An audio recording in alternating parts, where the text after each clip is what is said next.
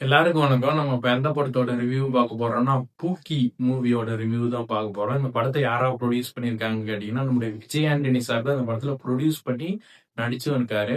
படத்தை யார் எடுத்திருக்காங்கன்னு பார்த்தீங்கன்னா, தெரியாத ஒரு டைரக்டர் எடுத்திருக்காங்க. சரி, அப்புறம் பார்க்கலாம். படத்துல கதை தான் என்னடான்னு கேட்டீங்கன்னா, சரி டைரக்டர் தான் தெரியல, கதையுமா தெரியல, அப்படிதான் இருக்குது. விஜய் ஆண்டனிக்கு இதுதான் அவர் லைஃப்ல எல்லாமே ஃபெயிலியர் ஆனதுக்கான காரணமேன்னு சொல்லணும். இதுனா கதைன்னு ஒண்ணு இருந்தா பார்க்கலாம். உருப்படியா இல்லாத ஒரு லவ் ஸ்டோரியை எடுத்துட்டு பூக்கின்னு சொல்லிட்டு படத்துக்கு டைட்டில் கொடுத்தா எப்படி இருக்கும்? லவ் பண்ணிட்டு என்ன பண்ணணும்னு இந்த படத்தை பார்த்தா அவங்க எல்லாம் கேட்டு குட்ட சேவராதான் போகணும்னு நான் சொல்லணும்.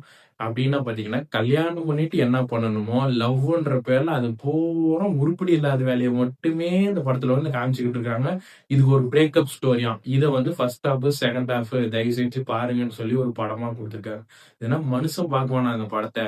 மியூசிக்னு சொல்லிட்டு இவரே இந்த படத்தை நார் அடிச்சு விட்டுருக்காரு விஜய் ஆண்டனி சாரு.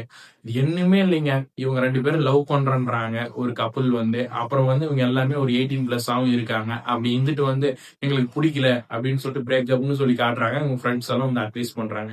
இது என்ன கதைன்னு சொல்லி எதனா இருக்குதா? உண்மையே சொல்றோம், இந்த மாதிரி ஒரு ஒர்ஸ்ட் படத்தை நான் பார்க்கலன்னு தான் சொல்லணும். இந்த படம் பாத்தீங்கன்னா தியேட்டர்ல ஓடுதுங்க. தயவு செஞ்சு யாரும் பாத்துறாதீங்க. மறுபடியும் அடுத்த பட ரிவ்யூல பார்க்கலாம்.